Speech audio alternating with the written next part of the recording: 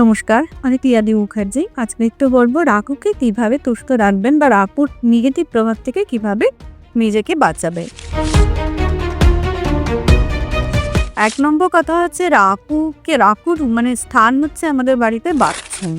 সেজন্য বাথরুম সবসময় পরিষ্কার রাখা ভীষণ দরকার।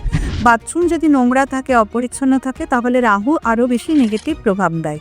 সেই জন্য বাথরুমকে পরিষ্কার রাখতে হবে। তার সাথে সাথে কিন্তু বাথরুমের দরজা অনেকে দেখি ফ্ল্যাটে বা বাড়িতে বাথরুমের দরজা সবসময় খুলে রাখেন। বাথরুমের দরজা কিন্তু খুলে রাখা যাবে না।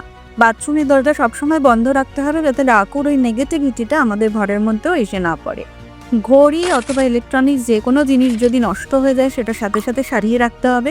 কোনো ইলেকট্রনিক্স জিনিস খারাপ হয়ে গেলে, বন্ধ হয়ে গেলে, সেটাতে কিন্তু রাহুর নেগেটিভ প্রভাবটা পড়বে। তার সাথে সাথে কুকুরের গায়ে জল ছিটানো, কুকুরকে মারা, কুকুরকে লাথি মারা, লাঠি বাড়ি মারা, এগুলো একদমই করবেন না। তাহলে রাহু অত্যন্ত রুষ্ট হন, ক্রোধিত হন। আর সেই কারণে কুকুরকে যদি পারেন তাকে যত্ন করুন, মিষ্টি বিস্কুট খাওয়ান, মিষ্টি রুটি খাওয়ান, তাহলে রাহুদেব তুষ্ট হবে। তো মোটামুটি এইগুলো করলে রাহু অনেক ক্ষেত্রে কিন্তু আপনাকে শুভ ফল দিতে পারেন। নমস্কার।